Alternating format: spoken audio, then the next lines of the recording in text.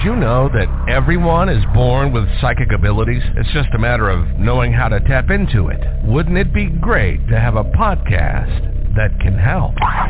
This is the Psychic Inside Show. Joelle, the Viberarian, on a higher frequency, is on a mission to elevate, enlighten, and empower. We're all born with gifts and abilities, but not all of us recognize or accept them. Hear from people who've opened up to the psychic inside. You'll hear their fascinating stories, and we'll take a peek behind the veil, plus psychic readings and more. Our phone line is open. Dial 646-787-8436. That's 646-787-8436. This is the Psychic Inside Show. And now your host, Joelle, the Viberarian.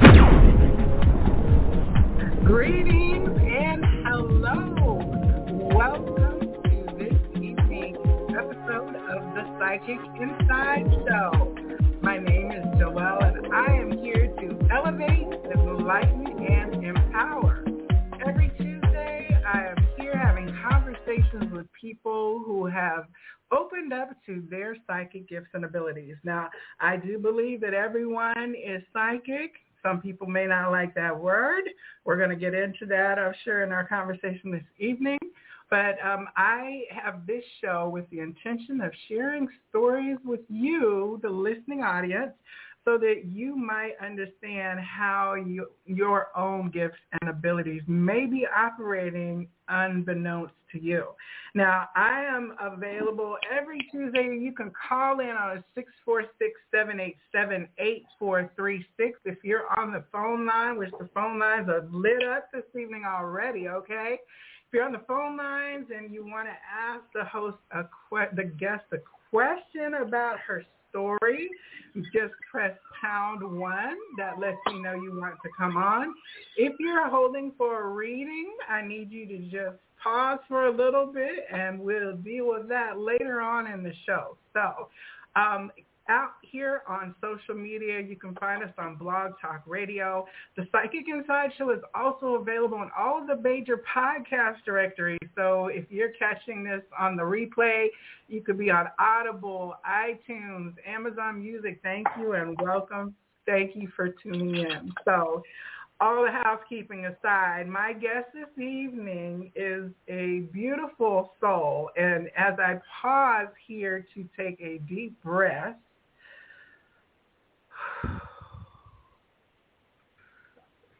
I want to welcome to the show this evening Key Glover. Key, welcome to the Psychic Inside Show. Greetings, Joelle. Greetings, everyone.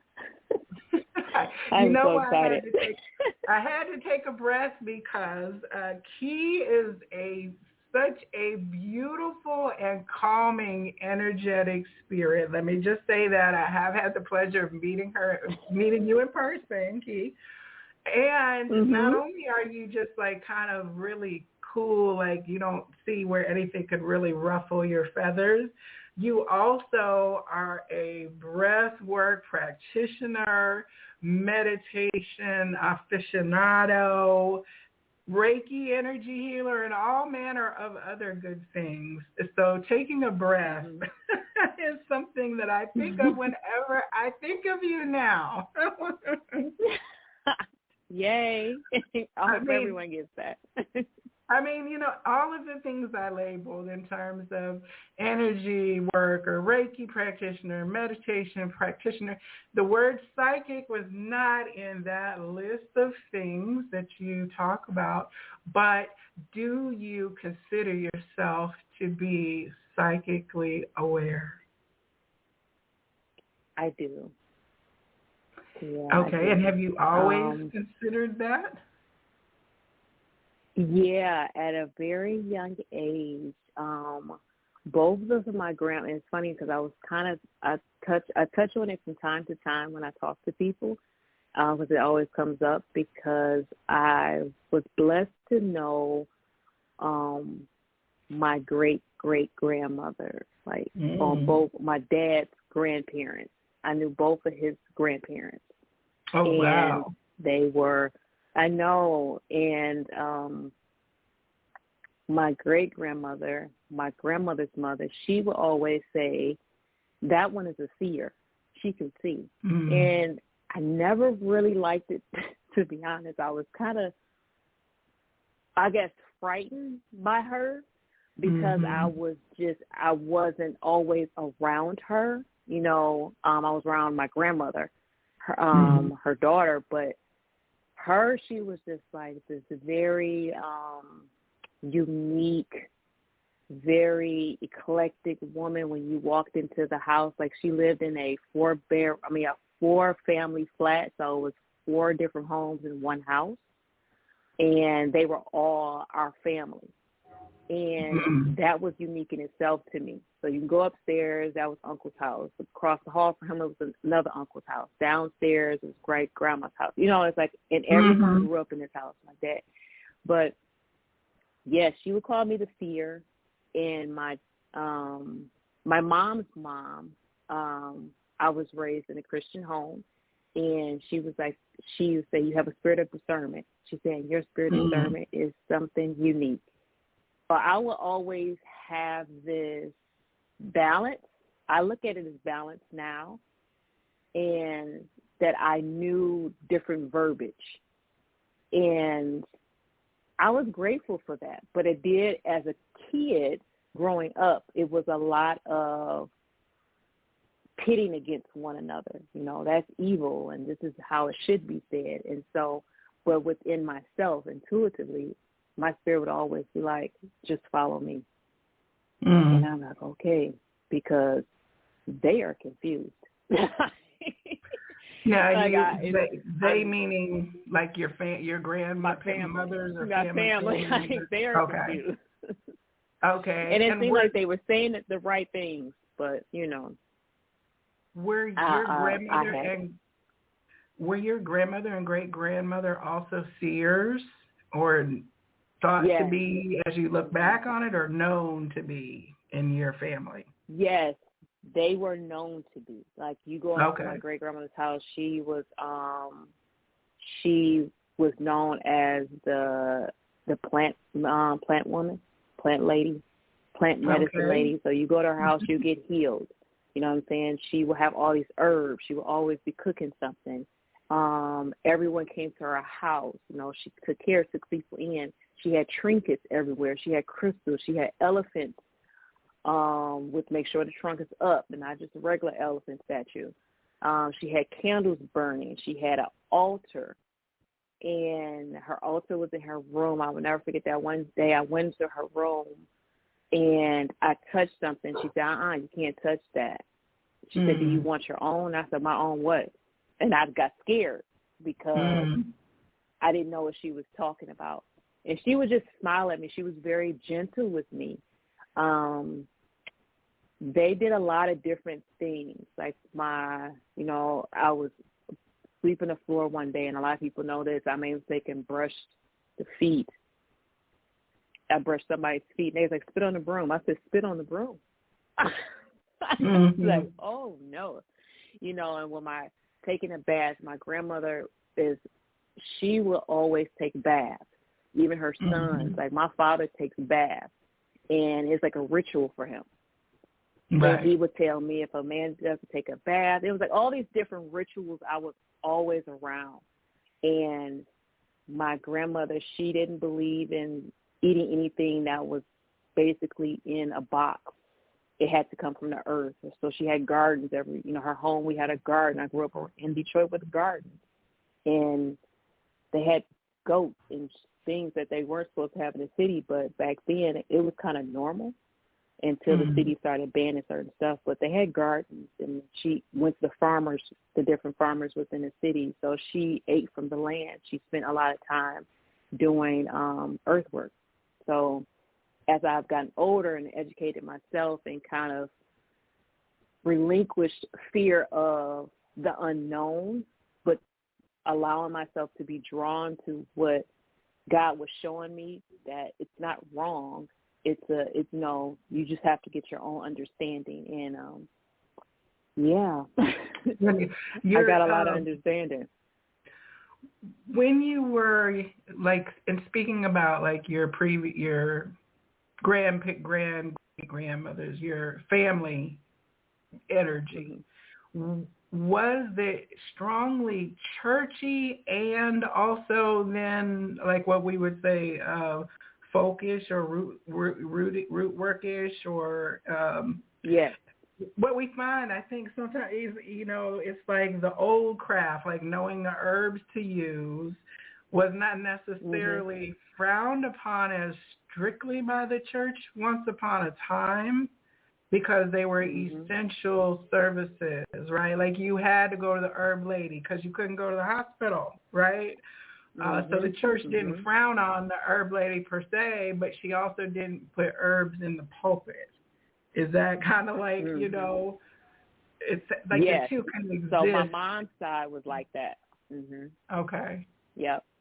That's exactly what it was, because on my mom's side, my grandmother, she taught me about spiritual warfare.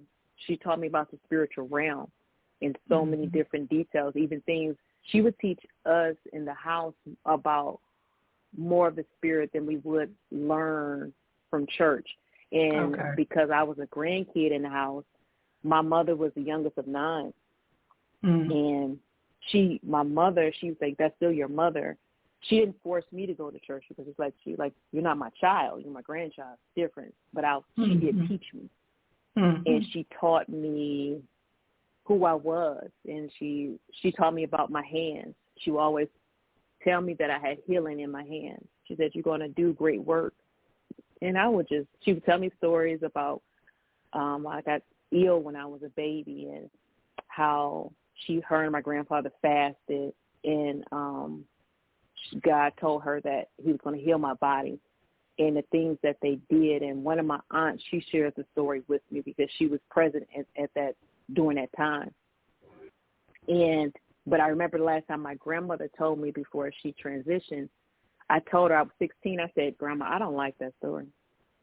And I got the courage to finally tell her because I never seen it as a good thing. And I was just probably my pessimism and not my lack of understanding at that time.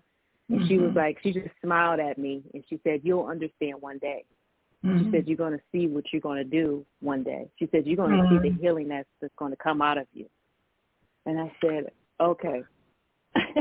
Well, it's so interesting because that is a perfect kind of nudge over to this part of your journey, is that you actually were and are still, but for a great chunk of your career in the typical sense, were working as a natural hair certified, like master, not cosmetologist. What is it? Your master? It's cosmetology. Okay, master cosmetologist. I want to make sure I got it right. And so, but you are internationally renowned for your work with your hands as a hair care and stylist in the traditional sense for many years. So did you connect that healing with that kind of traditional service that you were doing at the time? Yes. I never wanted to do hair. It was a gift that just came. It was a gift. It was one of my many gifts. I'm blessed to be multifaceted. It's a lot of things that I love and I have a passion for and that I master. I love to dance. I love art. I love drawing abstract art. I can sew. My grandmother was a seamstress, and she taught me all the things collectively that she did. She taught me. She was a teacher, and she loved to teach. So I got to a point in my life, I was about 22, and I felt like I was just honestly being pimped for all my gifts, because I love to help people. So I was like, oh, yeah, I can do that. Oh, I can help you do that. Oh, I can help you do that. And people were seeing that I could do it, and they were like, oh, shoot. But the business aspect of it for me wasn't clicking. So I was like, well, I'm not getting nothing for it. like it clicked in. It was like, okay. And I got to the point where my grandmother, my grandfather, really my grandfather, he taught me the power of prayer, the power of words, that the Spirit listens to your words and be, how to declare and decree and to speak, to manifest. And I began to write. So I'm a writer, so I love to write. And that's how I will write my prayers and things that my visions, and made the vision plain. And I asked God in my prayer, I want the gift that's going to make me happy, make me money, and give you glory. I didn't ask for nothing else after that. That was it. I just want to do those three things, and it was real simple for me. Within about 3 days, that was the prayer was answered, and I knew instinctively that it was the vessel that was used at the time. That it's a gift that you're playing lightly that's going to make room for you. And I knew. And my grandmother was still alive, and she was sitting right next to me, and I nudged her, and I was like, did you hear that? And she looked at me, and she shook her head, and she nodded back to sleep, because she was, elderly at the time, very elderly at the time. And I knew it was her. And that night I went home, and I began to write my vision, and that was between God and I. And I was afraid, because I knew on my mom's side, they were very traditional workers, corporate America, going to college, I had all these corporate jobs. And I was always like the gypsy, the flower child, the very intricate, I went against the grain. I traded, I went down the road less trodden. And I said, I don't know how I'm about to explain this to my mother, but she's going to be like, this is not going to make no money. You're not known for hair. But I trusted God. I trusted my intuition. I trusted what Spirit was showing me, and what he was showing me was so much bigger than me, but it made me happy. And I wanted to do that, and I knew it would make me money. And eventually, I went to hair school, and then I remember it clicked. The day I went to the third day I was in hair school, it clicked. My grandfather had transitioned already, and I remember him telling me, I was about 18. He had watched me go from little, jobs here and there. And he had told me, he said, if you find a trade, you can make money with the trade. And you can go anywhere in the world and make money. And that's all he said to me. And that day, Joelle, I was in hair school, and the third day, the teacher said something about a trade, and I heard my ancestor he just smiled. And I said, Grandpa, I got it. I got it. I said, I'm about, and it blew up, and the dots started to connect. It was like that puzzle coming together in the spiritual realm, like, oh, this is aligning, okay. And I knew that I was onto something, and no one could. I got a lot of backlash. My parents didn't understand, and I had one of my uncles at the time. He kind of took me under his wing spiritually and physically. He nurtured that within me and helped me to understand who I was spiritually and what I was growing into. And he would remind me, he's like, I seen this in you as a kid. And he said, you're on a path. You're on your path. You found your path. He said, you found your purpose. He said, and for you to be so young, he said, a lot of people don't find it this young kid. And I guess I took it for granted sometimes. But it became clear to me, because when I wrote down that vision, I put in that vision, I said, God, I want to help men and women alike I want to do natural hair. And natural hair was not a thing. And I came way before it was this hype that we see now. And I was wearing natural hair. But my thing was, I wanted to teach them about them holistically. I wanted them to know what's going on holistically, body, soul, physical, body, soul, and spirit, not just coming in and just styling their hair, but just letting them know that what you eat, what you think is a manifestation of what you look like outwardly. To be beautiful, your beautification comes from the inside out. And so that's what I got the name Intuitive Hairstylist and Key the Hair Guru. Like when you come into my space, it's not just, and it took a lot of maturity on me relinquishing a lot of things and learning some things and unlearning and following this path. I know you shared within our group when I first met you that even when you would be like at these international renowned fashion and hair kind of big moments, you would be back like meditating in just like totally not in the pace of what's happening, but in your own, Zen place. Along the way, then like you transition from kind of the church background of spiritualism, well, not from, because I know it's still integrated within you, but like meditation and yoga, how did that flow into this multifaceted picture of yourself? That's a good question. So interestingly enough, one of my cousins, we all were affiliated at the same, members of the same church, and she's my cousin by marriage, but she came to me and said, I want to do yoga. I want to show some members about yoga, because we had a gym in the church and all that, and I was like, okay. She said, would you be interested? I said, heck yeah. She said, you would be? And I had read about yoga and the benefits of meditation, but in the conditioning, at the time, the conditioning of my mind and being raised to contradiction, I would do it in secret. I would read things in secret. I would study things in secret. And I had all these friends that were from different countries and, or associates that I was learning from. And when we did the class, I said, I like this class. I was in tune with it. So I started finding other yoga classes within the city of, within Atlanta.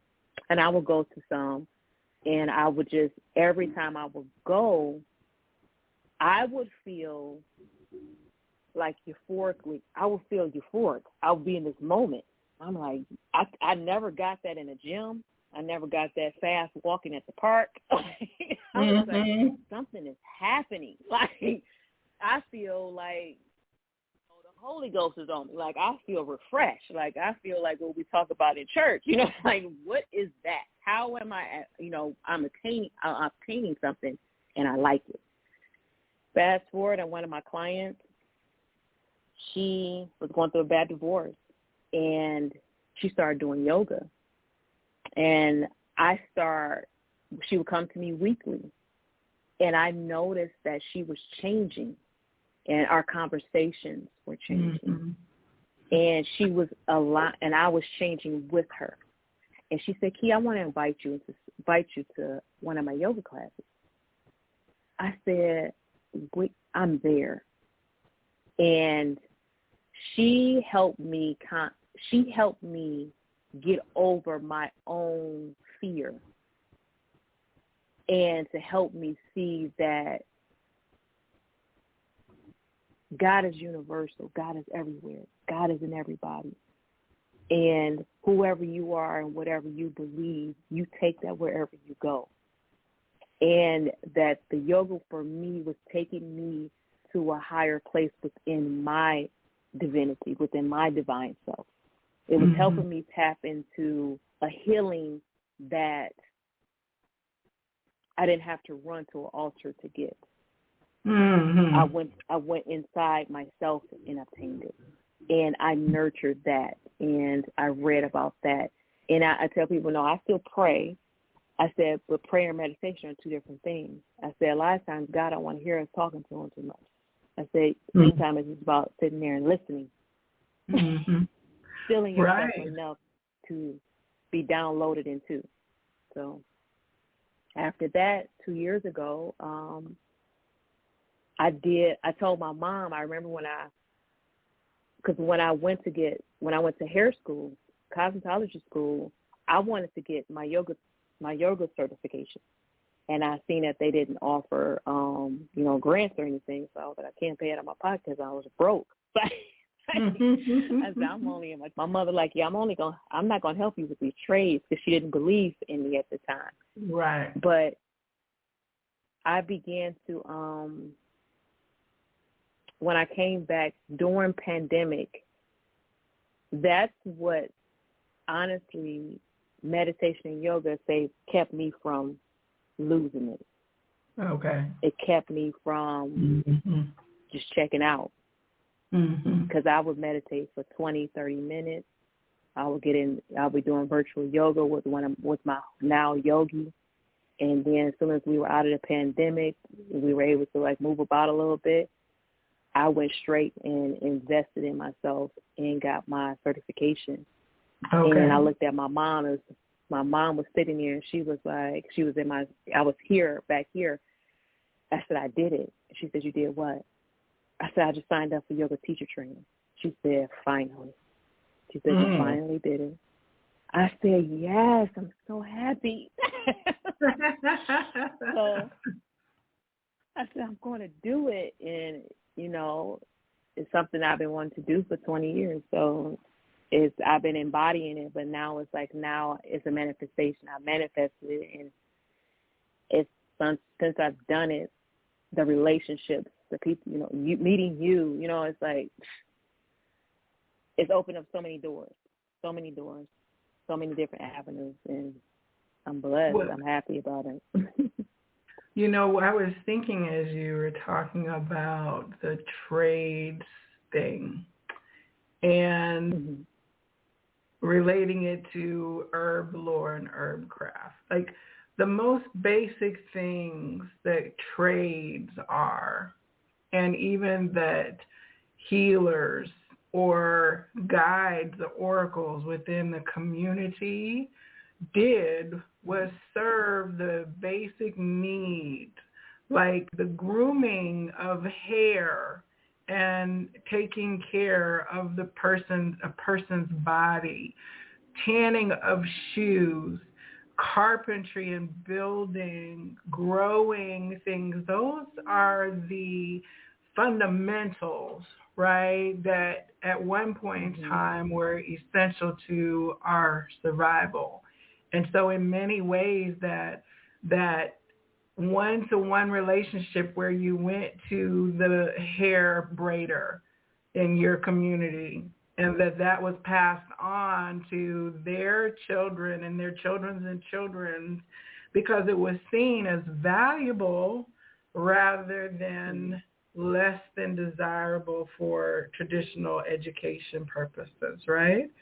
Like the care of one's hair goes a great deal to your whole overall sense of self, your sense of well-being, how you feel about yourself in the eyes of others and in the eyes of yourself. If you're unkempt or your hair is problematic for you, it can really challenge your worthiness and sense of self-love. So it's super important what you've been called to do, and the arc of your career as it's transitioned or enlarged, let's not say transition, enlarged, to having Reiki and energy consciously now as part of your client services versus, I'm sure, the unconscious energy channeling you were doing when you were doing all of your music work earlier, A lot of people, a lot of my clients, I would say, when I got the certification, they were like, one of my clients, she is a yoga teacher as well, and she said, you were always a yogi. She said you embody it, King. She said, I don't know if you're aware of what you do when people come into your space. She said, you allow spirit to use you in magnificent ways, and it's not just doing here. And I've been blessed to hear that often. I'm honored to hear it. I am humbled by it. I'm not a ego person. It doesn't stroke my ego. I need to know that I've done good by them. that I left them with something to practice. And on a live earlier today, and I was talking about hair care, and I always challenge other professionals in this industry to really tap in within themselves and to understand what we're called to do. That tradition, like you were just saying,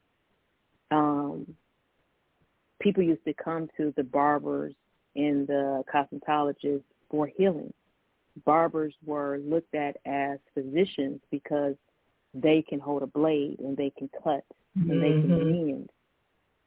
And understanding that when we're laying on of hands, we're touching people's crown chakra. We're looking at their third eye. When their head is back into the sink, their throat chakra is open and exposed to us. When I was going through one of my certifications to understand more about chakras and how they work and things like that, my guide, I said, does everyone see, I see wheels spinning on people without a pendulum? And she said, you do? I said, yeah. Is that wrong? She was like, no. She said, remember I told you that everybody's gifts are different? I said, yeah. She said, yeah. She said, and then she was the one that highly recommended me to get into Reiki. She said, your hands have something. As soon as she said that, I felt my grandmother. And I said, oh, my grandmother wanted to do something more with these hands. I said, these hands. And it'll be times now that, you know, the more that you meditate, you make, I think we were talking about it, and you even said it, we create space, and that's right. When we meditate more, we become more aware, more space for light to come in and to evolve us and to grow us. And I'm teaching clients how to take breath work home. I have a client, she's an older client, her husband, he doesn't want to do exercise, and I said, teach him breath work, teach him this, show him this video, teach him how to calm his anxiety down and things like that. And doing Reiki when they're at this shampoo bowl. And if you want some Reiki today, and they're like, can you do a clearing? Can you balance my chakras for me? And they're into it, and they're not afraid. And the way that God allows me to explain it to them is very unique in that experience. And sometimes I let them know, like, if you want to record it, you might want to record it, because I probably won't remember nothing I said. Right. I'm guaranteeing you that. You better get it when it comes, all right? Spirit. Right. I said, this is not me. Please. And they record. And again, it goes back to what I wrote down in that vision. I want things to make me happy, and bring me money so I can keep, sowing into what I need, reinvesting into myself, into my community, and sowing seed where I need, and making sure people know that God lives in us. We are walking manifestations of God. So tap into that. We have what we need. So, yep. No. When you're in a client's head, do you begin getting, messages or loved ones channel messages from, like, through the contact? Do you just start to flow through you? Sometimes I don't have to touch them. Okay, all right. A lot of times I don't have to touch them. Once they come into my space, the sensitive empath in me, my grandma would say the prophet, and my other grandma would say the psychic in me, the seer. I could see it. Looking at their eyes, I look at their skin. Some things would just tell me, their spirit, their aura, their spirit would tell me. You could feel the defenses, the fear, the sense, everything would just heighten for me. Sometimes I get clients to come in and I say, let's talk. And usually if let's talk you, I can't touch you. I can't touch you yet. And that's a protection for myself. And I've learned to yield to that. Before I did not, or I would, try to go in as just, I'm about to do their hair. And God was like, you got to protect yourself. You can't do that. Mm-hmm. It's something that needs to be said and it needs to be done first. And when I yield to that, usually those moments are something that could be written down in a book and someone can read it and be like, wow, mm-hmm. because that person leaves with more than just a hairdo. And they leave full.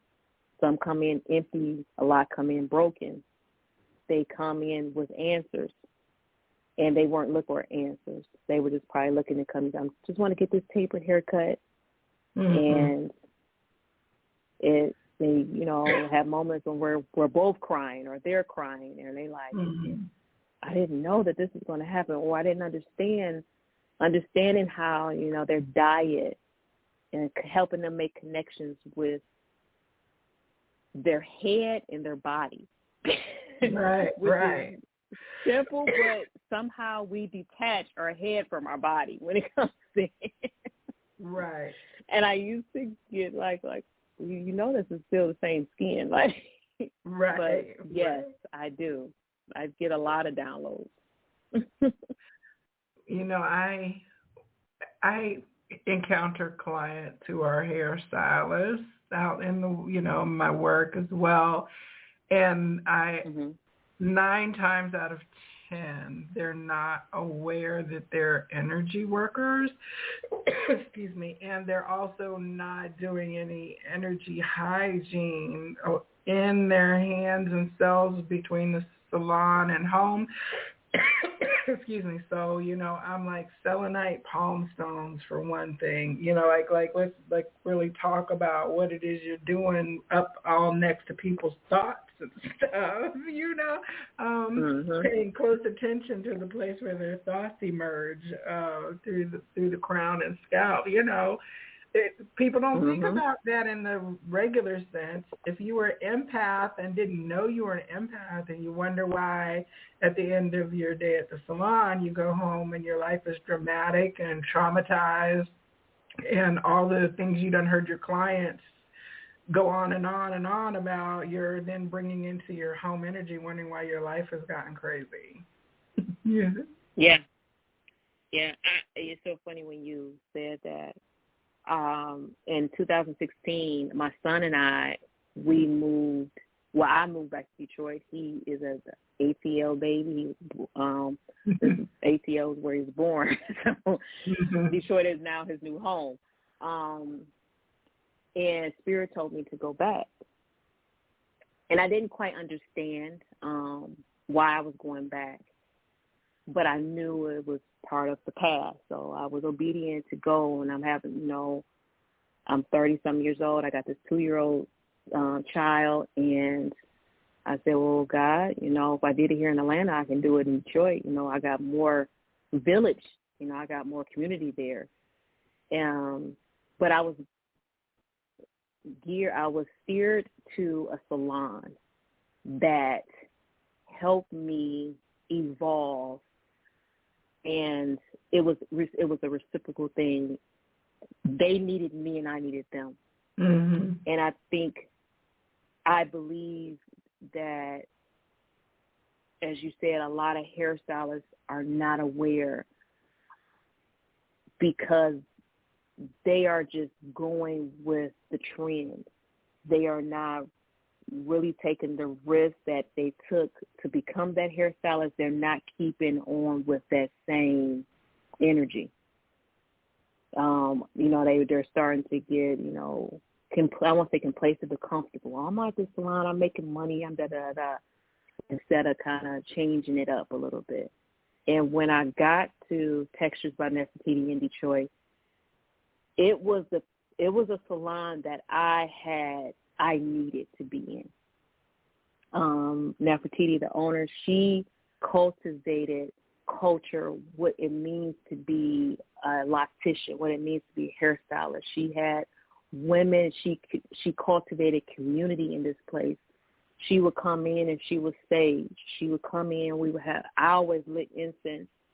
I never really saged, but I knew what it was because I seen my grandmother doing it. But to see it done in a salon setting was like, wow, she's clearing stuff, And I began to. One day I came in and I told her, I said, Neff, you need to sage up front. She was like, why just up front? I said, because there's something going on up there and I can't go up there. And she was like, you're an empath. And I had heard that word so many times out of my life. I said, what is that? Like, what is that? She was like, Spirit told me he is going to tell you what it is. She said, You feel everything. I said, I feel everybody's spirit. I would just intuitively just follow what God was telling me to do. I would go near water. I would go run cold water. Like, Spirit was just my teacher. And I thank God because my grandparents taught me to be sensitive at a young age to my spirit, that my spirit is what keeps me alive.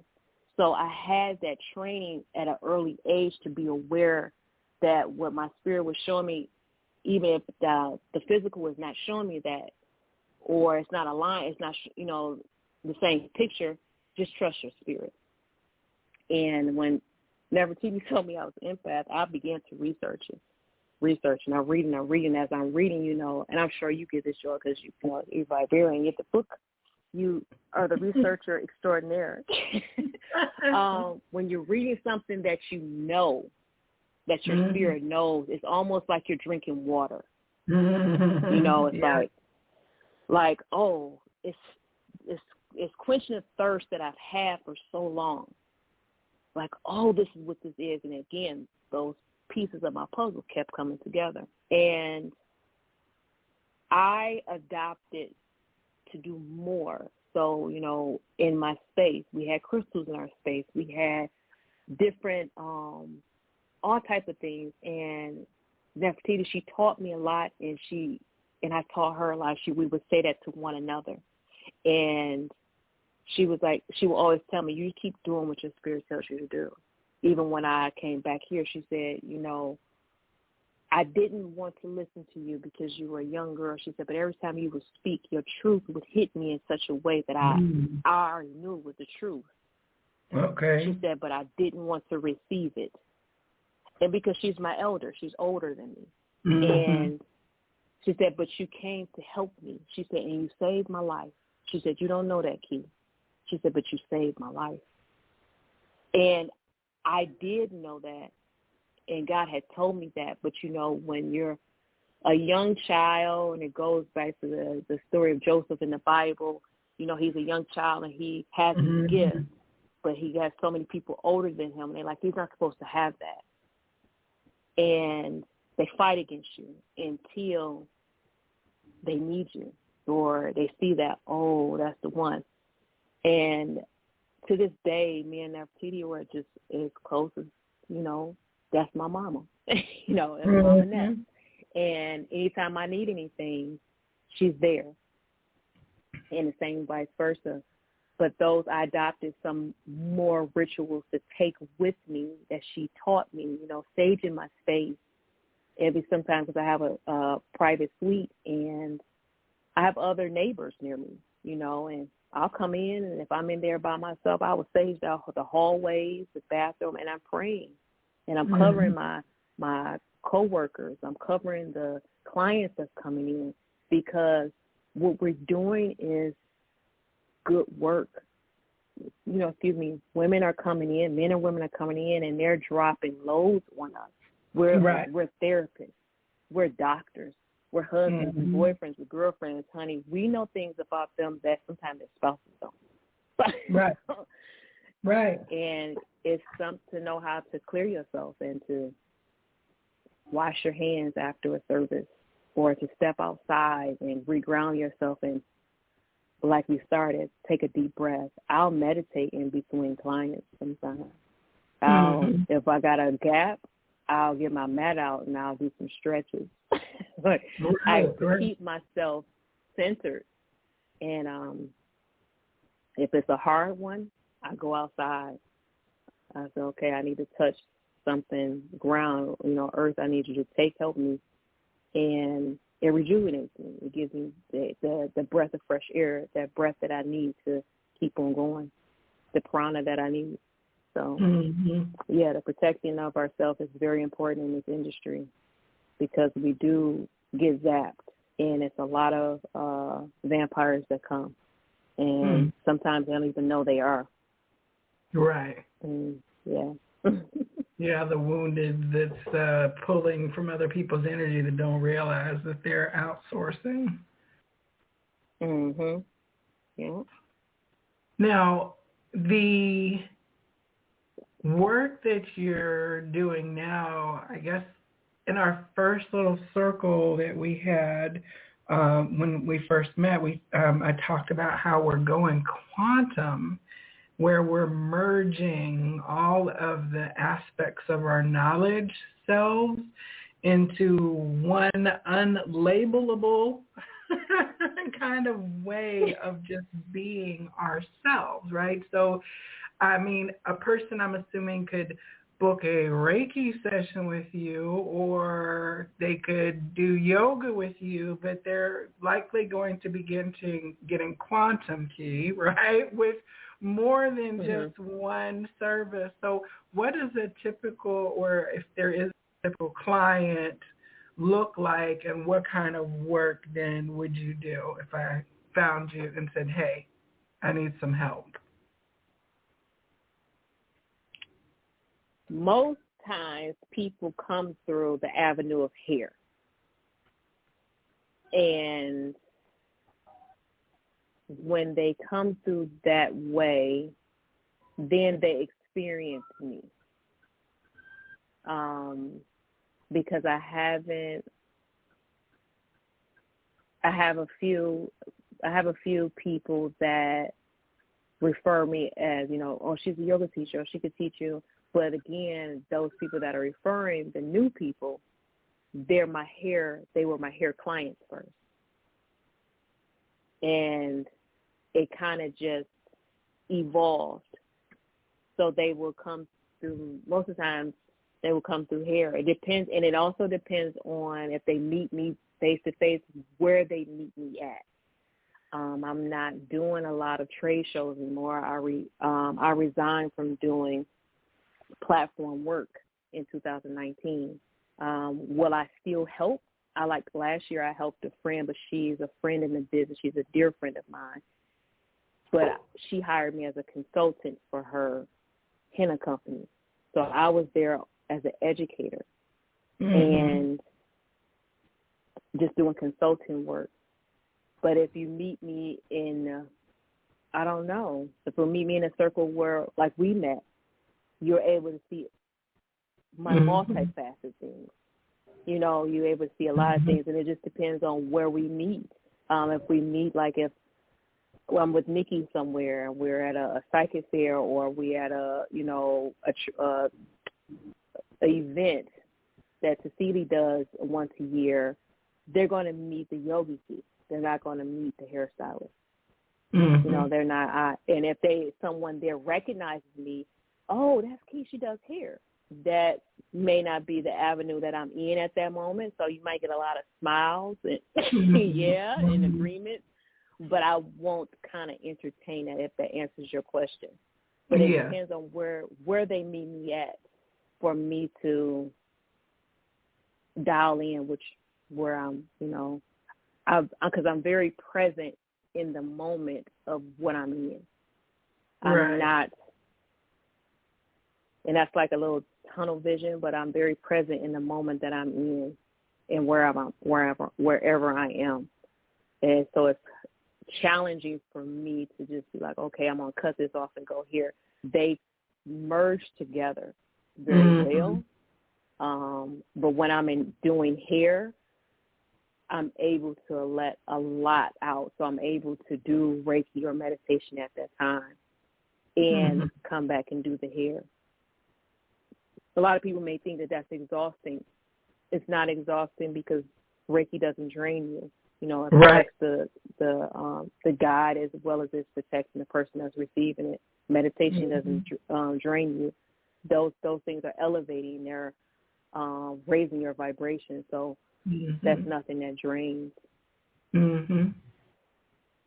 Well, that's what I say. It seems like being in the now moment is a natural byproduct of breathing and focusing on the breath and being able to pause in the stillness. It's all interrelated. I don't think you have one without the other. Yeah. I mean, you're not like 5 years ahead when you're in a meditative moment, and you're not 10 breaths ahead when you're in that moment inhaling through your left nostril, you know? Right. Right. Hope you focus. In terms of where people catch you, you do actually have an event coming up in just a couple weeks, right, that people can catch you at out in yoga mode, right? Yes, that is, no, actually it's not until March 25th, the Melanated Chakras event. I'll be posting it soon, but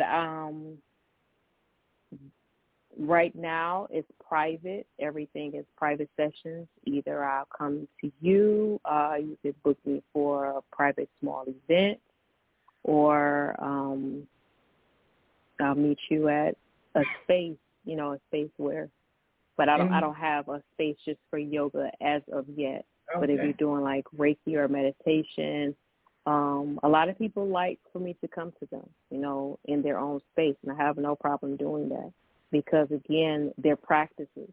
So if you learn how to do them in your space, you can practice it more in your space, and it's easier for them. But the Melanated Chakras is actually my first event where I am vending and doing workshops. So I'll be teaching breathwork and meditation for kids and for adults.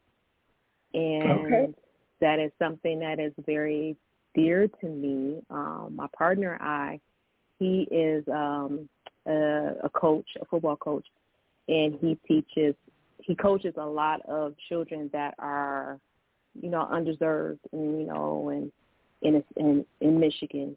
And we always talk about, you know, nutrition, and we're both vegetarians, teaching them about breath work and talking about yoga because they're dealing with trauma. So a lot of my yoga is trauma informed. So that's helping people to deal with triggers, how to communicate that to yourself, you know, to others, to your partners, to your family. And that's not easy to do. But when you're in where we can say you're in a down dog and you're shaking and you're like, oh, why do I feel like that? And you're like, well, you're releasing this from here. And you're like, oh, okay. And you feel like, okay, I want to have a conversation now. Like, well, go ahead. You've been empowered, you know what I'm saying? And guess what? You did that yourself. You released that yourself, you know, or if you want to journal about it, getting your journal and writing out what you experienced, and you, God may give you what you need to, the tools that you need, the words that you need to articulate to the person or to yourself. So I'm excited about that. I do a live on my Instagram for Key Essentials Hair on Tuesdays at 1 o'clock. And we talk about Texture Talk Tuesday, and it's about hair. It's about hair care. It's about things that are relevant to the industry, and they're deep. I tell people I go deep. You know, in the past I used to kind of stop myself from going too deep, but I don't anymore because it's needed. And I understand that my position as a hair, you know, a teacher and a hairstylist behind the chair, I may not be behind the chair much longer, but my ability to teach people coming up behind me is I'm charged to do that. I'm charged to pass the baton to them and to give them the tools, the keys that they need. I tell people in a minute, my name, I'm just keys. Like, I'm just giving you the keys that you need for your destiny. That's it. I'm not giving you me. I'm giving you what you need. This is designed just for you. You take it, do with it what needs to be done. So those are conversations that we have, and I love it. Yep, I love it a lot.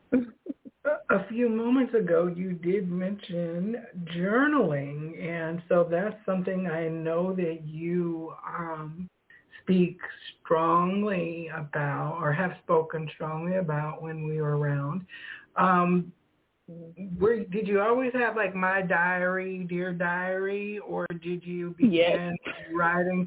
Okay, so you're one of those folks that just had even as a little girl, you had your little journals.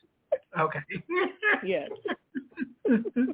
It was like, does he it's like funny me? You said My Diary. I like you very much, right? Dear Diary, today yes. at school, so-and-so called me a bad word. Yes, Joelle, you all in my stuff. Okay, so writing has always been like a way for you to work through yourself as a tool. Yes. Okay.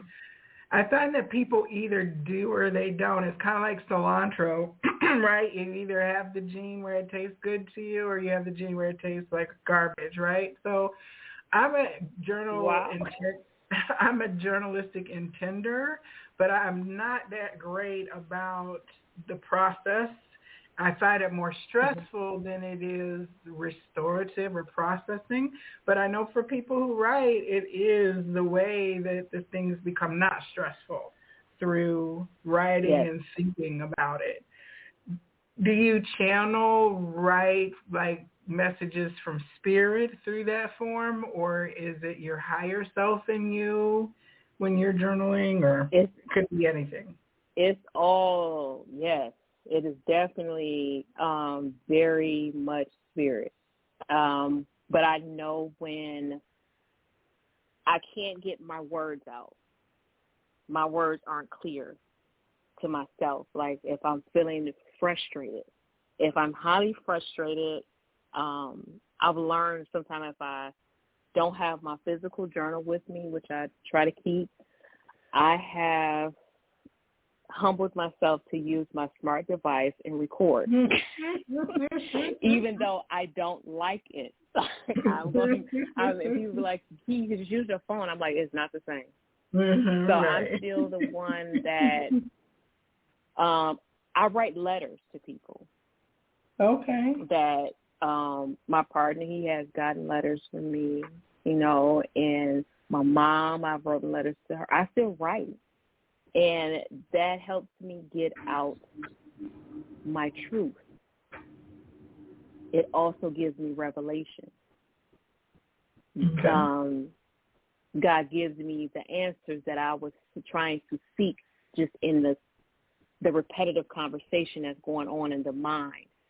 Yeah, I find that when I'm writing that the answers come more fluid because it's coming straight from the divine. Okay. It's not coming from my mind. So the mind is bypassed. And I can get everything that I need at that moment, and I feel relieved. So relieved. And even when I suggested to people,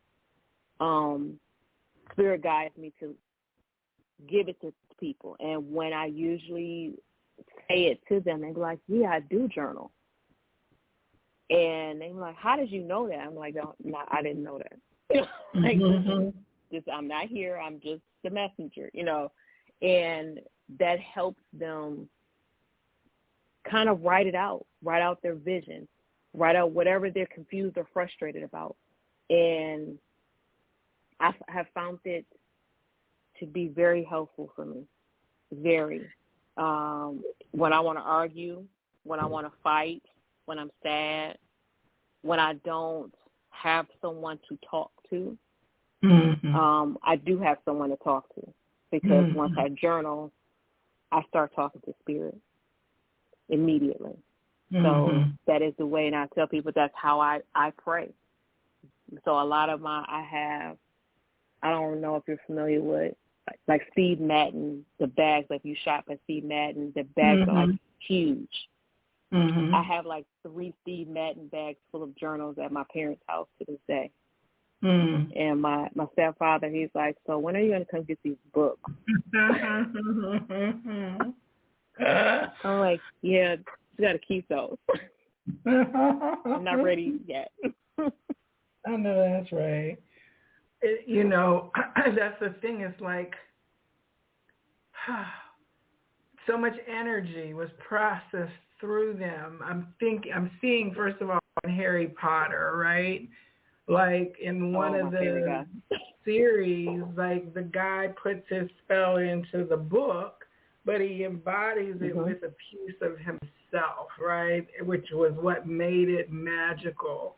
So you have these 3 Steve Madden bags full of magical bits and pieces of yourself, right? You don't just lightly, just willy-nilly do, you know what I mean? Because if you process, it's like almost like a handkerchief that you cried your tears on and then dried back out. Like it's definitely an energy experience in that activity. It is. I'm going to write my book soon. I'm preparing. You're gonna get the nuggets out of it. Yep. You're gonna get them I out. know, that's right. Well, and then with the whole writing, visioning, I know that you said that with your son in your pregnancy, you wrote through your process of becoming a mother. Yes, I did. It was, that was the most people, I hope ain't nobody listening that's like struggling with pregnancy, because I don't want them to take this the wrong way. That was my pregnancy was, I was depressed. And I was high risk. I was 33. And so at that time, they call you like, geriatric. Oh, yes, that word. I couldn't, that word. And so I was already offended. Like, who is geriatric? Who are you talking about? Right. And they were like, no, not you, your age, it's your age. I'm like, I'm only 33. Like, who's geriatric? Right. But I lost 2 pregnancies before Noah, and that kind of put me in a space where I didn't want to be pregnant. I didn't want it, and honestly, I never wanted to be pregnant. It was something that, again, healing and forgiveness, God had to open my heart. My heart chakra had to open up to that, to receive that. And I was hospitalized 3 times before having Noah because I was put on immediate bed rest at 5.5 months. My body was just like, yeah, we don't want this baby inside of us no more. Let's get him out. So I underwent a surgery, and at that point, I remember the nurse saying to me, she was my intake nurse, and I was in my room, and I was laying in this bed, and I was feet tilted up to the sky like I was in a tilt. I was just staring off into space.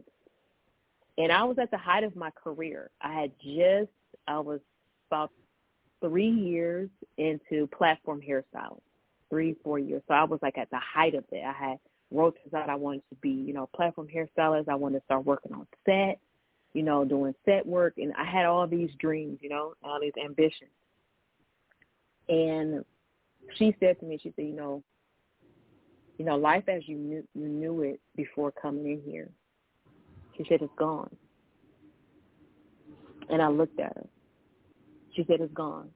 She said, so if you begin to process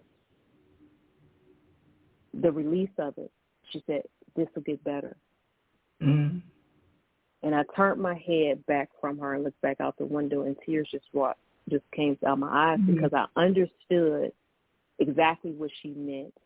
I knew that it was spirit talking through her for me, and it was very matter of fact to help me step into you're carrying a gift, you're carrying a promise, you're carrying something that's being fulfilled. This is bigger than you. And at that moment, I began to just process it as best as I could, day by day. It became a now moment. Every day I'm living for today, one day at a time, And every time that I was hospitalized, I would ask for a notepad because I would, for some reason, always forget a journal. And they would give me one little notepad, and I would tell them, can you bring me 3? And they would look at me like, okay. So I would just write. I was angry. I felt abandoned, all these negative emotions. But I would have to get all the negativity out. And then as soon as I took that breath, I began to write more. And as I began to write more, it was like revelation. It was, what's your purpose? Who is he? What is he going to do? I would start, my visions would come. This is what you're going to do after this. Dream about, and I would start writing things down. Now you're making me want to go get my journal. And really, Spirit will remind me of who I was, remind me of what I'm doing, and tell me parts of what and who my son is. And every day, I anointed my belly. I prayed over my belly. I prayed that he wouldn't feel what I was feeling because, they feel everything. They're in our bodies. They're in our spirits. They're energy. They so connected to it. I didn't want any of that depression to transfer to Noah. I didn't want any of that to touch him. So I would speak what I would want him to have. I would say, I would declare it. I would, every time I anointed my belly, I just asked God, like, keep him. And the last time I remember going back, I asked God, I said, what is his name? Because his biological father is not in his life. And I said, what is my son's name? What will his name be? And immediately God was like, Noah. And at that time, that's the year that the movie Noah had came out. And it was like revelatory. So I bought to this day, we have the DVD. Noah hasn't watched it yet, as of yet, because it's kind of graphic. Right. And, I began to study more on Noah just to refresh myself. And to this day, I pray for my son to be joy. I pray for him to, everywhere he went, that he would bring joy to people. And that's what Noah means. It means peace and rest. So whenever anyone's around him, they feel at peace. They feel rest. He's joyous wherever he goes. He knows no stranger. He'll speak to anybody. He'll ask questions. And he is everything that I ask for. And I see myself. It's as if being a parent to him, I was rebirthed myself. And through the journaling, through the writing, though I was in the emotional space I was in was not good, I still had this hope. I still had, my spirit was still strong. And he kept me going. He kept me going. In spite of, he took me through a lot to get him here, but he kept me going. Right. And journaling helped. Because I would break down crying. And once I I just breathe and let it go, and then I'll get to writing again. And I'm like, oh, okay, that's what this is. And I was refreshed. I was reminded, and then I just had peace. And I'll go to, I'll just work it out. Again, that powerful tool. I think that, again, part of our emergence into a deeper awareness of ourselves is realizing that things that we thought were just, I just journal, versus what journaling really function as for, like, as you spoke about, it's a lot deeper than just, I just journal. And the fact that you are aware that it's your conversation with God and source coming through, that it's the way that you process your emotions, that to me is really psychic awareness, because it's more than just your five senses of writing and holding a pen and hearing the scratch on the paper and smelling the ink. It's emotive, it's etheric, impacting, it had all this other stuff going on. That's where we are with coming online for a deeper experience in this, or higher vibrational experience, I think, in this shift, Yes. It's a lot. Go ahead. I have to share with you. So one of my previous guests on the show, season 1, I think Scott Hall, his interview is on the YouTube channel and in the archives. He started writing as part of his process, and he ended up writing and channeling an alien consciousness that goes by the name Ave, A-V, with a little slash and a colon behind it.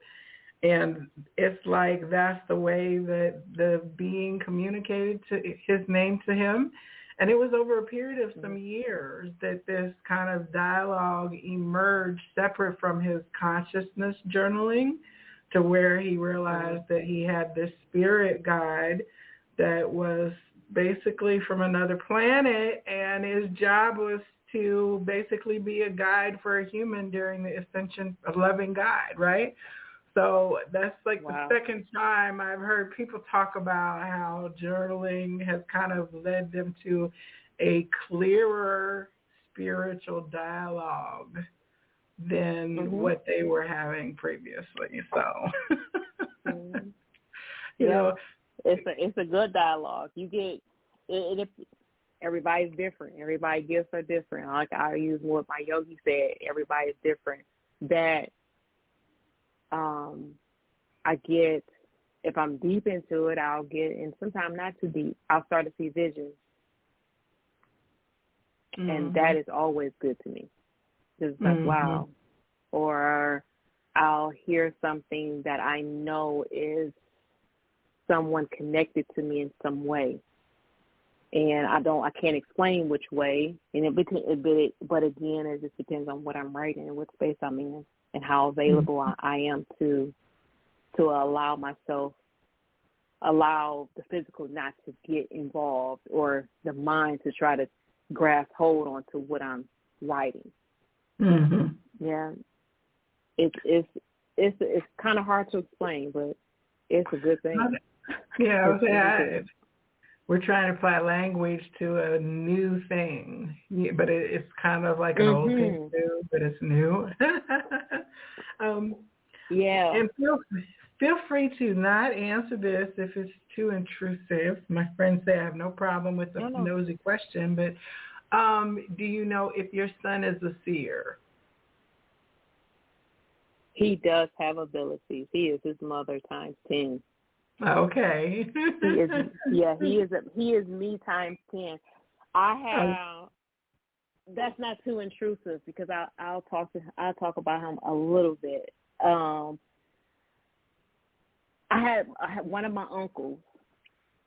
He is a prophet, and so he has the ability to see things, and God speaks to him. And I remember him saying to me that some things my grandmother would share with him, and he would share with her. Like, they had this very, very intricate spiritual relationship. They were just not mother and son.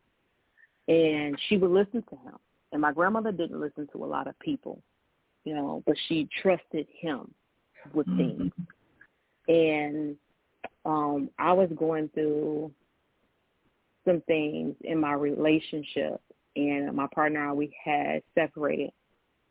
And Noah and I were moving into a new home.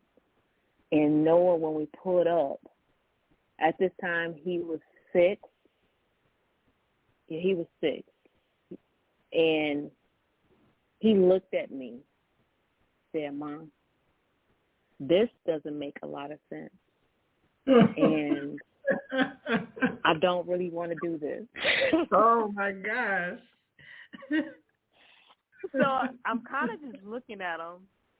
I'm looking at him to myself, why do I have to have a child at night?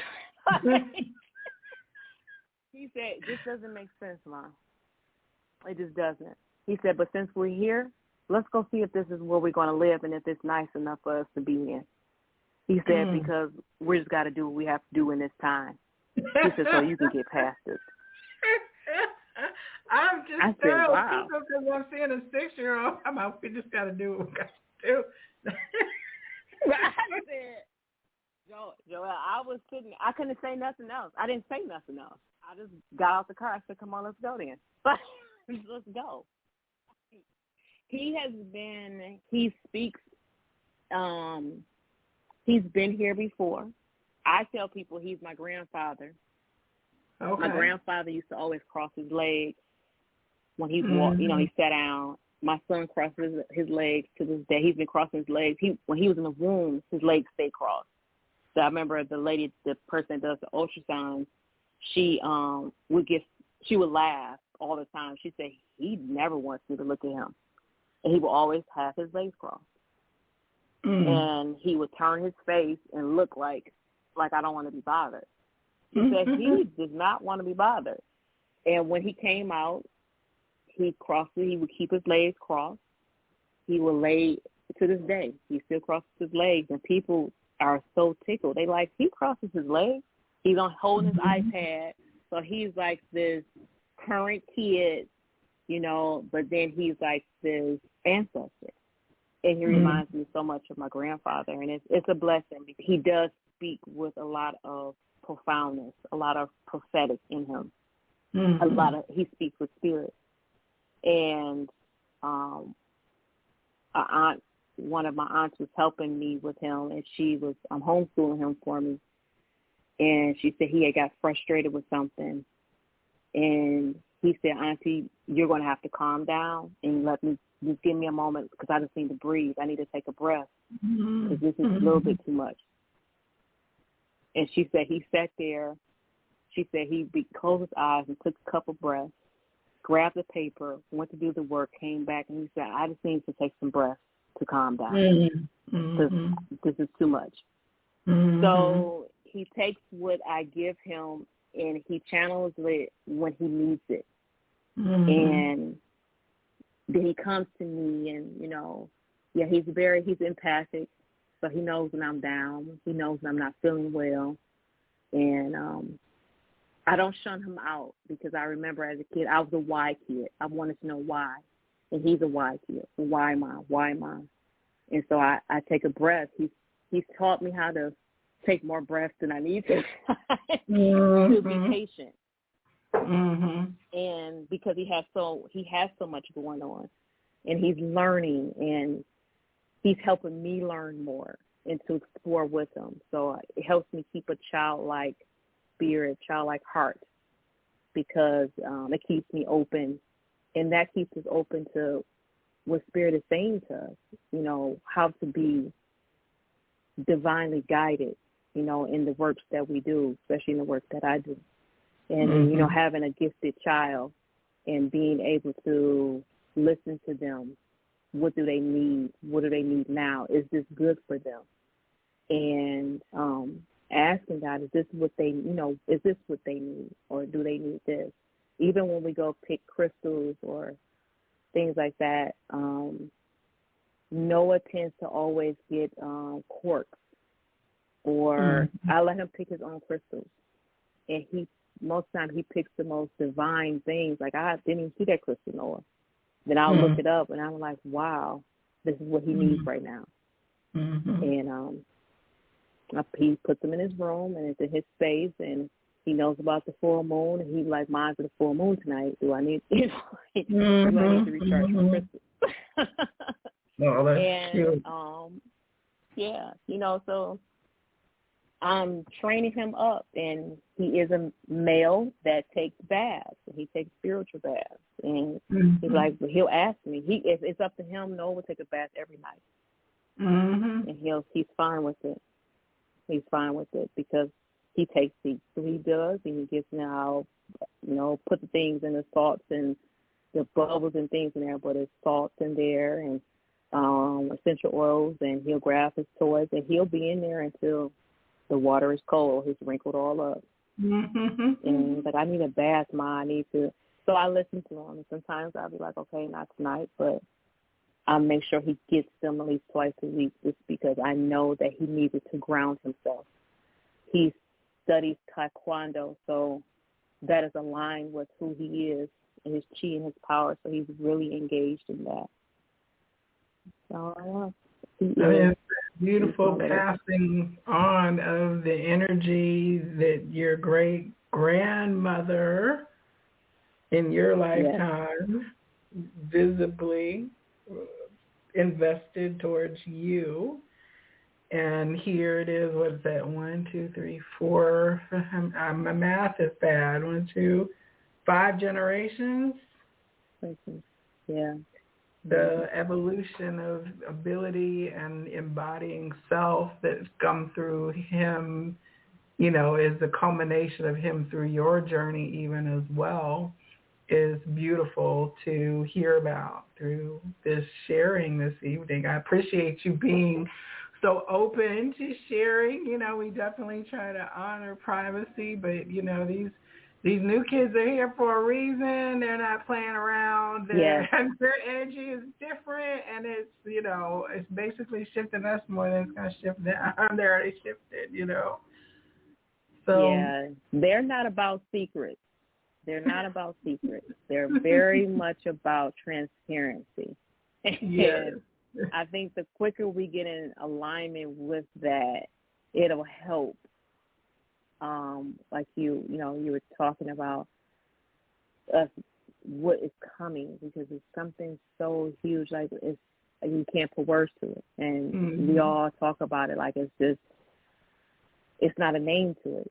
But I know, Noah's generation a little bit before him and after him, they're coming out aware and conscious, and they're not taking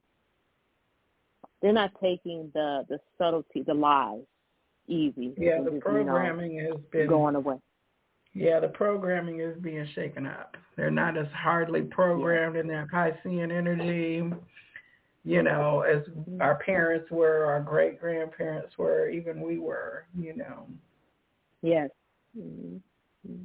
Now, we've had a whole bunch of people listening on the phones. Thank you, everybody who's been tuning in this evening, streaming online and through the phone lines.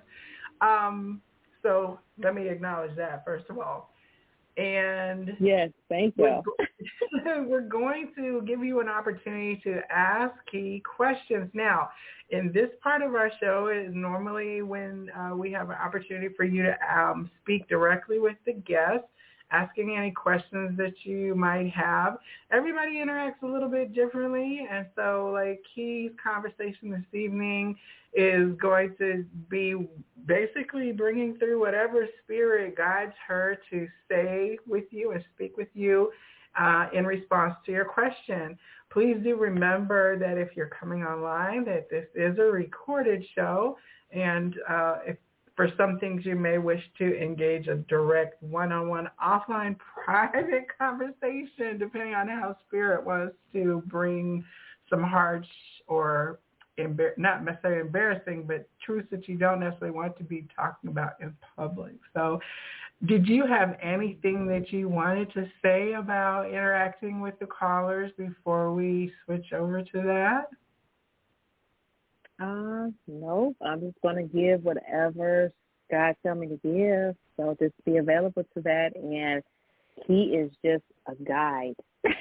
Mm-hmm. So don't be mad at me. But I'm not saying it's going to be negative. We're going to be happy about this. Be open-minded. So thank you to Tanya, who's been screening the calls that have been on the queue. If you are holding and wanted to come on and ask a question, hit the pound key and 1, and that lets us know that you want to come on the air. But our first caller has been patiently waiting since very early on the show. We have Patricia from Ohio. You are on the Psychic Inside show with Key Glover. Can you hear me? Oh, hello. Thank you. Thanks for listening this evening. Did you have a question for Key? Yes. Hopefully get some standing guidance, possibly.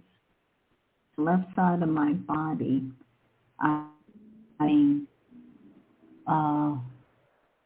challenges. My left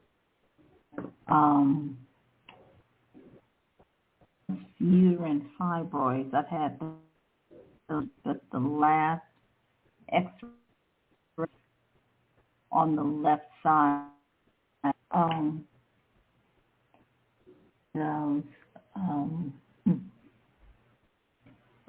one of my fingers, a crack that's just irritating. But anyway, it's a tooth that has been getting dental surgery side of my body.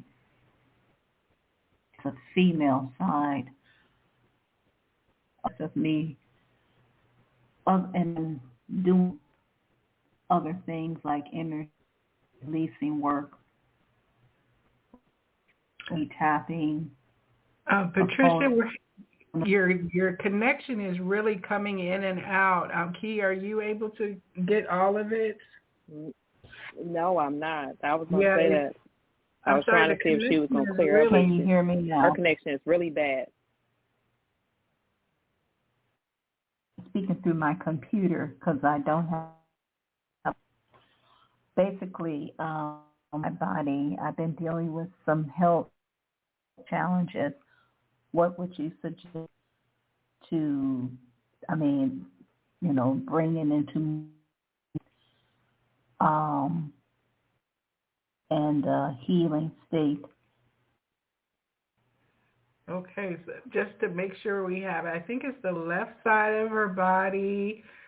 I'm understanding correctly, Key as well. It's like different issues in different regions from the uterine area, a lot of it left side presenting, and you're wanting to know if there's any guidance for balancing out or bringing healing to that hemisphere of yourself. Is that correct? Yes. Okay, great. That's interesting. Have you seen a holistic doctor? Do you have a holistic doctor? Pardon? Do you have a holistic doctor? Beg you? No, I don't. I would love to be able to, but I don't. So I'm getting mine through prayer and learning and energy healing modalities like tapping, listening to you sound. You have been doing those things? Frequencies. I am.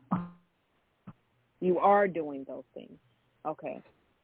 Well, when you were talking, I can making up, not making up, but I'm piecing together what you're saying.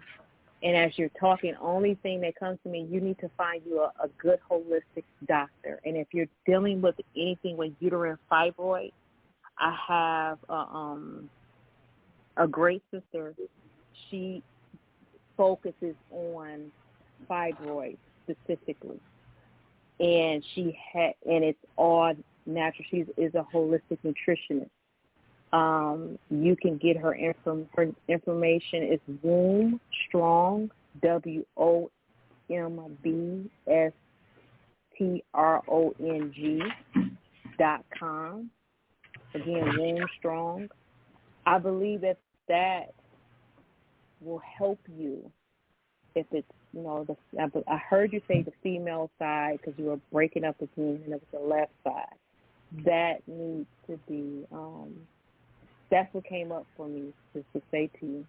You need someone holistic where they're practicing. They can help you with different herbs and stuff. Tina is very, very, very fluid in this area. And again, she has had many proven results, even with herself, that can help in addition to the other things that you're doing holistically. And if you haven't seen a physical doctor, again, the left side is always a side of stroke. So you may want to kind of monitor that with, make sure that is not the case. But again, the holistic doctor, nutritionist, Tina, she's very, very helpful. I think that'd be a good source for you. Okay, you went in and out. Can you tell me the name and the website again? Womb, like your womb, WOMBSTRONG.com.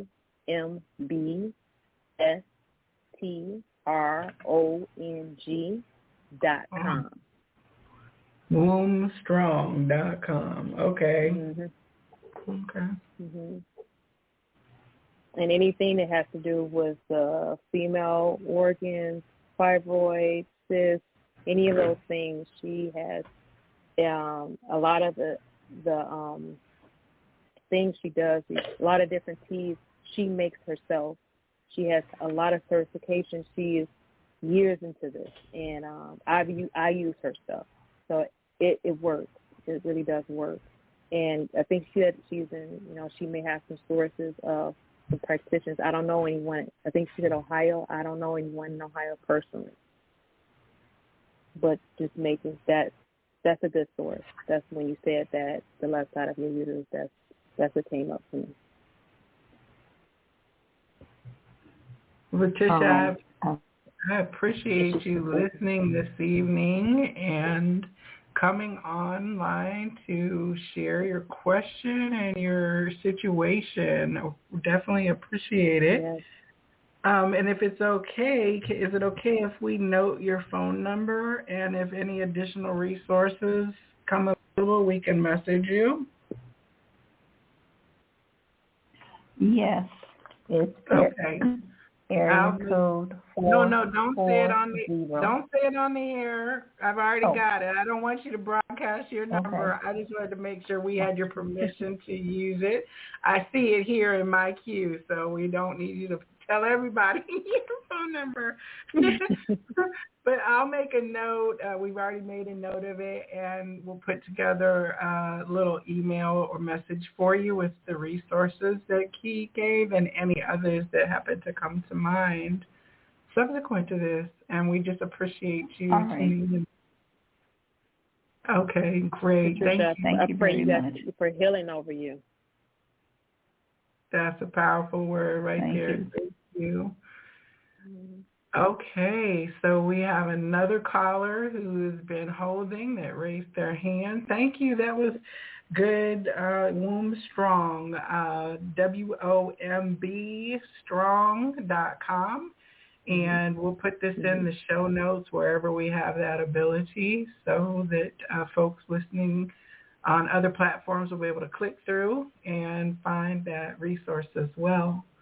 So the next caller is from area code 404. And the last four digits are 1351. You're on the Psychic Inside Show with Key Glover. Who are we speaking with? Hi, my name's John.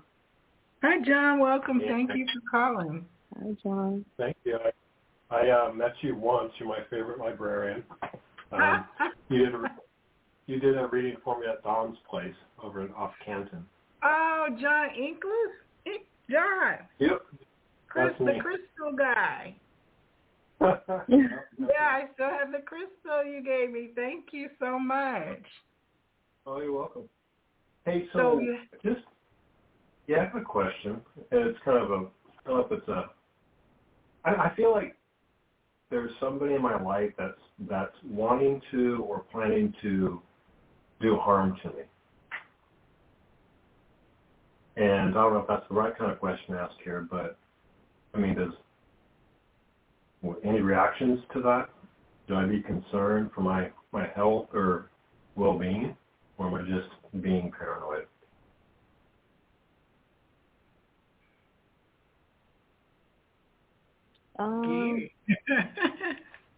Yeah, that was a good one, John.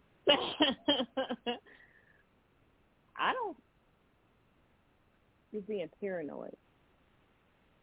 Yeah, you're about to make me ring my phone now. Yeah, John, I don't sense that. Okay. That sounds like I don't sense that. Yeah, I don't sense that. I didn't get any blips either. Yeah, but I do want to ask you this. Yeah, I believe that you're being when you said it, I feel like you're being paranoid. But I do need to ask you this: what have you done to somebody? I feel like you've done something. Well, this person does words that, and we're going. I'm leaving a relationship, and it's been very difficult, and there's a lot of hard feelings about it, and they taunt me, tell me I'm going down, that something bad's going to happen to me, that, karma's going to get me, things of this nature. And it just, after a while, just kind of bounces around in my head, and just trying to figure out, they just being angry and, letting it out in that way, or is there, any truth to it? Because they've said some, some things that, have made me, I don't know, paranoid or concerned. Mm-hmm. Have you said some things back to them? Sorry? Have you said some things back to them? Have you been retaliatorial? No. Or defensive? So, no, I'm not. I mean, I at some points I feel like I have to stand my ground, but I don't go back and make remarks like, I'm going to do them harm. No, I don't do that. Mm-hmm. Have you forgiven them in your heart, though?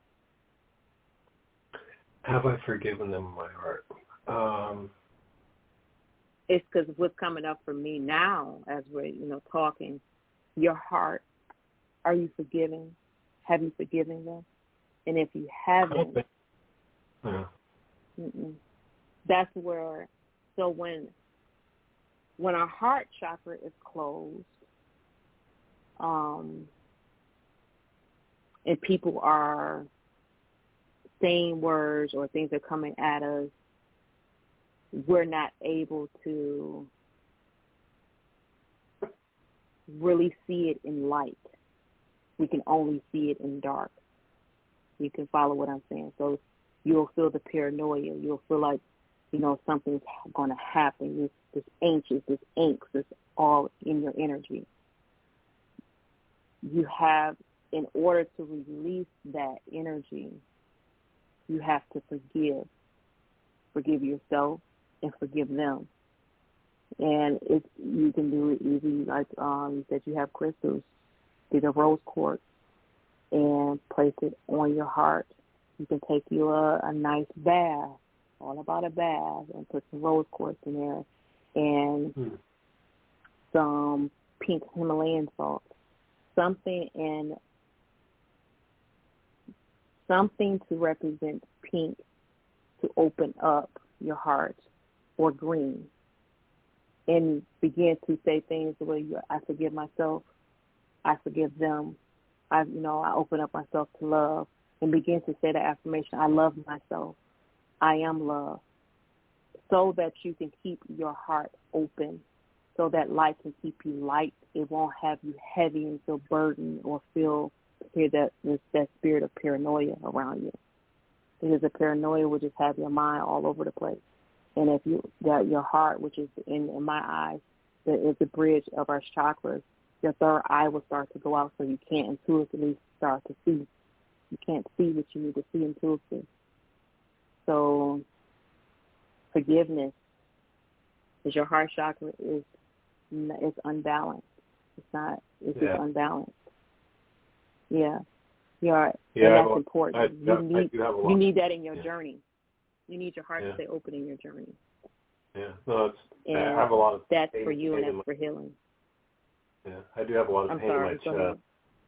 Oh, no, I was going to say, I think it resonates. I mean, I have a lot of discomfort in my chest. And as you were talking about my third eye, I was happened to be rubbing that spot at the same time. I do have lots of rose quartz, so pounds and get pounds into of it. Get into it. Open up that heart.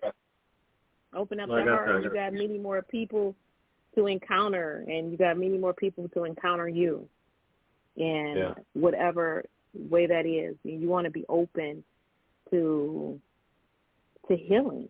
You want to be open to love. You want to be open to give love freely. We're here to give love. We're here to give light. And a lot of times when we're clogged up or blocked, or in your case, imbalanced, we're kind of like in and out of it.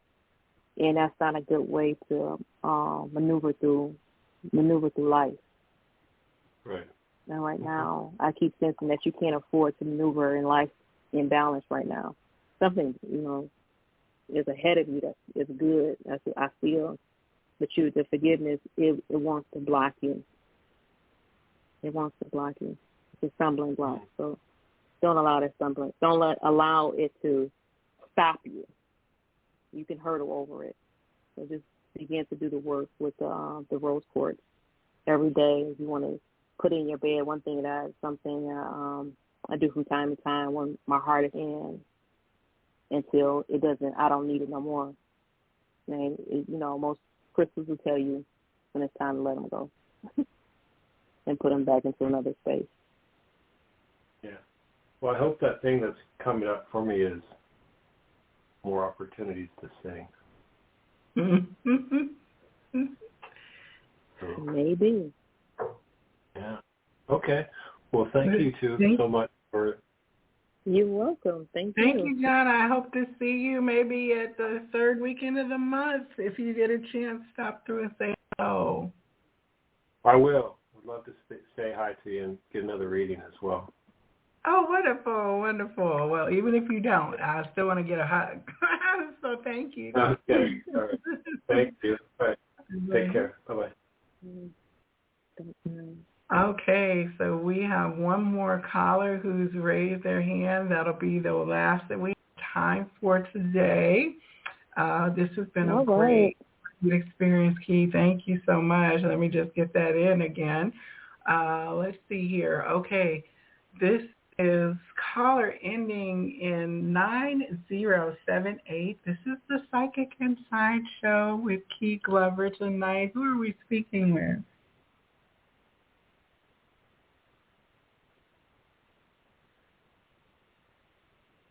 I always have to give it time for the. Hello. Can you hear me? Hi, yeah, we can hear you now. Well, welcome. Who are we speaking with? My name is Montel. Wonderful, wonderful. Thank you. You have a question?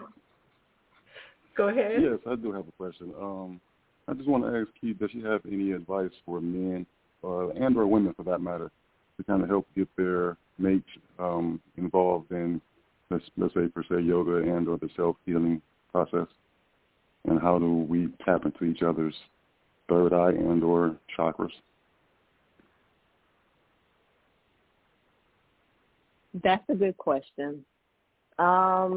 Invite them to, if you do yoga. I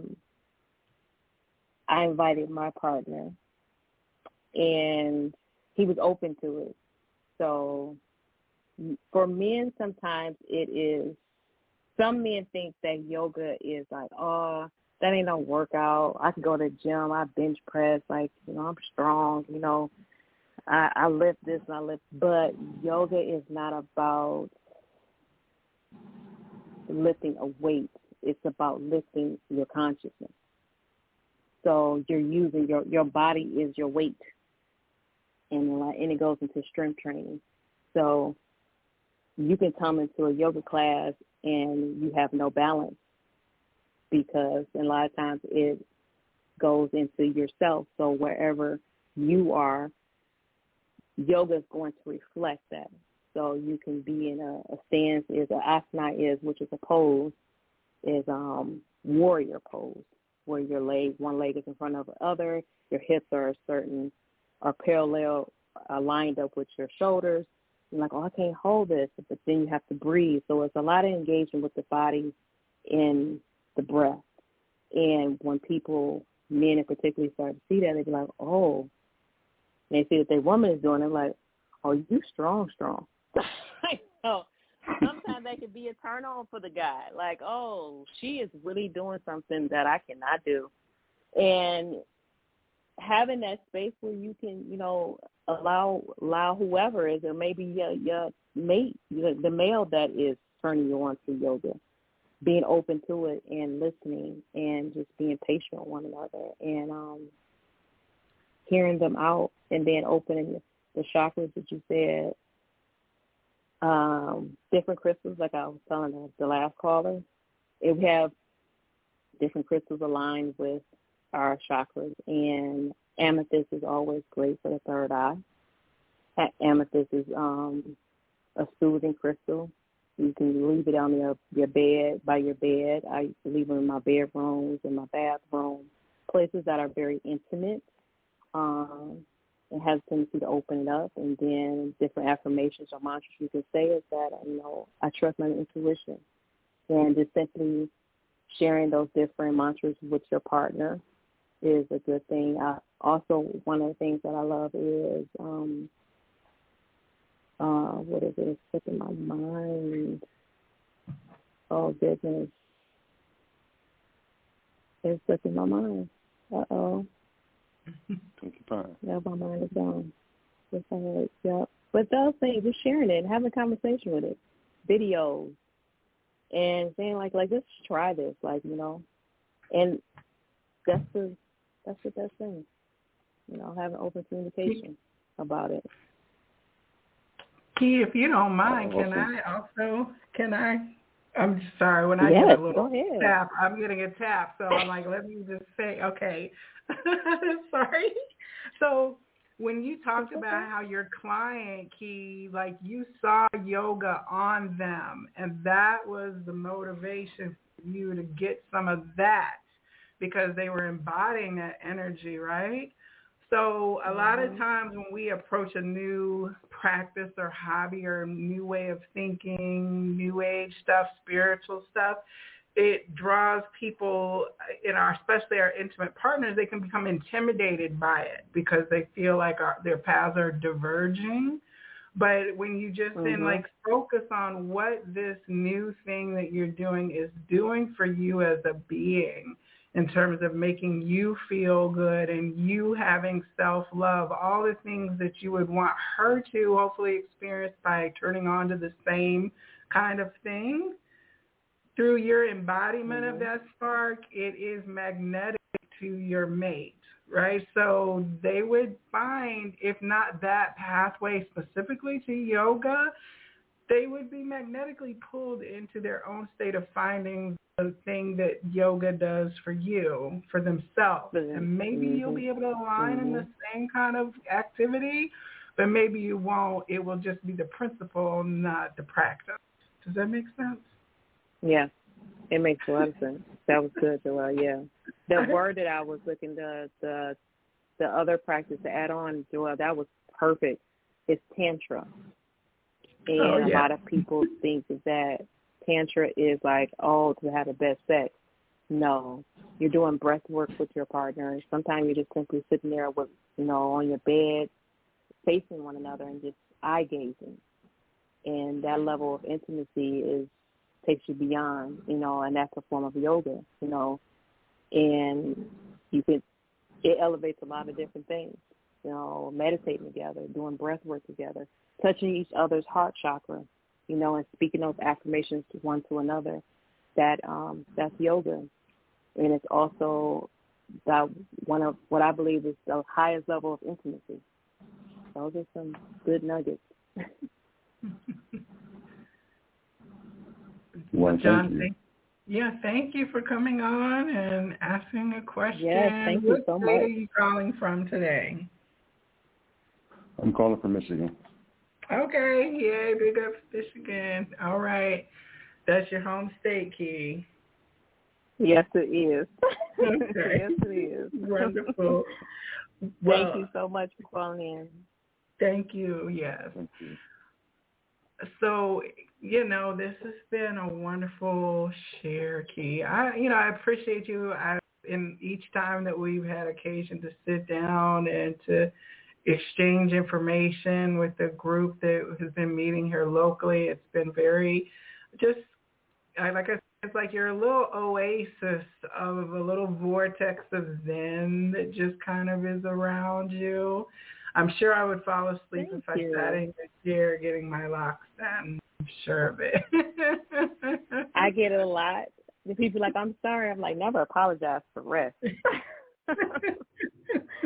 Get your rest in.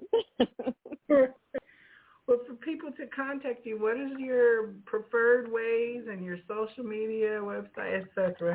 How's that? My social media is on Instagram and Facebook. It is Key Essentials Hair. That's KEYESSENTIALS Hair. And then it's Key the Yogi. On Instagram, that's KEYTHEEYOGI. And my links, my booking links for Reiki, yoga, and hair are on both of the pages, and they're the same link. So you just book that nice link, click that link on there, and it'll take you straight to my booking page. Awesome. And if you're at Melanated Chakras in Atlanta in March, and you should have happened to listen to this, make sure you stroll by her space and let her know that you know all her business because she talked about it on the radio. That's right. Like Joelle, I'll give you a disclaimer. You only know what I told you. It's only a little bit. But we got the most important parts, and that's your walk with Spirit and God and through your family inheritance and the legacy that you're embodying in your son is just beautiful to have heard about this evening. So I thank you so much. I thank you. Coming up next week is, on Tuesday, is Yulie Anun. Yulie is a beautiful artist, a spirit artist, I would say. And coming up tomorrow on my YouTube channel, the Viberarian YouTube, is In the Cards with the Viberarian. That's my weekly chat about all things tarot, oracle, divination. And tomorrow we're featuring a run-up on next week's Love Fest. So it is all about love, sex, and romance tomorrow. I'll have all my decks that are in my collection that deal with things, even a few X-rated decks. Woo-hoo, look out. So I'll be doing live readings on my channel and chat for those of you who are into that thing. And if not, I'll see you next Tuesday on the Psychic Inside Show. And Key, did you have any kind of final message or words of inspiration for our listeners this evening about you and the journey of stepping into walking closer with God? Yeah, just write down your vision, make it plain, trust your intuition, and your path is your path. Can't nobody change your path. It's already predestined. It's already written out. You're just walking it out, and have fun doing it. Have fun doing it. Okay. And thank you all for listening. I appreciate it. Well, each of you, thank you. I hope for you have a blessed week, and that all those blessings just bust out all over the world around you to bless them too. Thank you. The light, thank you. Right? Receive it, right? And pass it on. Mm-hmm. And yes. the light in me, I see and I honor the light in you. Namaste. Namaste. Peace. You've been listening to the Psychic Inside Show with Joelle the Viberarian. If it's in the psychic realm, it's our passion. We hope you've enjoyed the show. If you did, make sure to like, rate, and review. And we'll be back soon. But in the meantime, find us on Instagram and Facebook at The Viberarian and on YouTube at The Viberary. The show airs on Tuesdays at 8 Eastern on the Viberary Radio Network. See you next week on the Psychic Inside Show.